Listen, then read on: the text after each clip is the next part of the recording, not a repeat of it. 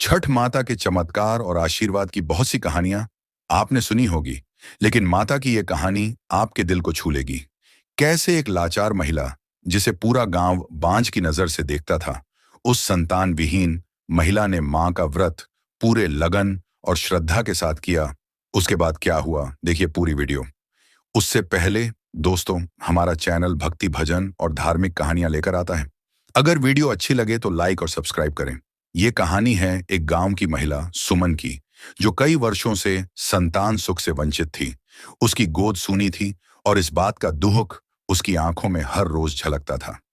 गांव की हर औरत के बच्चों को खेलते देख उसकी आंखें भर आती, पर उसने कभी किसी से अपनी पीड़ा नहीं जताई। वो बस अपने दिल में एक छोटी सी आशा ले जीती थी कि कभी ना कभी उसकी गोद भी भर जाएगी। एक दिन गांव की एक बुजुर्ग महिला ने उसे छठ पूजा की महिमा के बारे में बताया। उसने कहा, बेटी, छठी मैया की पूजा में ऐसी शक्ति है कि डूबते सूर्य को अर्घ्य अर्पित करने से हर मनोकामना पूर्ण हो सकती है। कई औरतों ने इस पूजा के माध्यम से संतान सुख पाया है। सुमन को यह सुनकर एक उम्मीद की किरण दिखाई दी।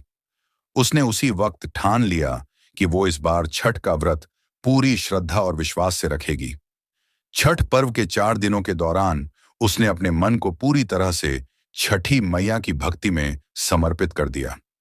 व्रत के कठिन नियमों का पालन करते हुए उसने एक बार भी शिकायत नहीं की, बल्कि हर क्षण उसकी आंखों में एक अजीब सी चमक थी, मानो छठी मैया का आशीर्वाद उसे मिल ही जाएगा।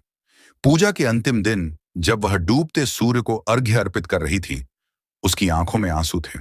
हर बूंद जैसे उसकी मूक प्रार्थना को नदी में बहा रही थी। उसने सूर्य देव से अपनी सूनी गोद को भरने की विनती की। गांव की औरतें उसकी इस श्रद्धा को देख भाव विभोर हो उठीं और सभी ने मिलकर छठी मैया से उसकी प्रार्थना को स्वीकार करने की मन्नत मांगी। कुछ समय बीता और एक दिन सुमन ने महसूस किया कि उसकी गोद भरने वाली है। जब गांव वालों को यह पता चला तो सभी के मन में छठी मैया के प्रति असीम श्रद्धा उत्पन्न हो गई। सुमन की आंखों में आज खुशी के आंसू थे। उसकी वर्षों की प्रार्थना रंग लाई थी। आखिरकार छठी मैया ने उसकी गोद भर दी थी और उसे पुत्र रत्न की प्राप्ति हुई। अब हर साल छठ पूजा के समय सुमन अपने बेटे को साथ लेकर डूबते सूर्य को अर्घ्य अर्पित करती है और छठी मैया का धन्यवाद करती है। उसके गांव में अब हर माँ बाप मानते हैं कि छठी मैया के आशीर्वाद से संतान सुख की प्राप्ति अवश्य होती है।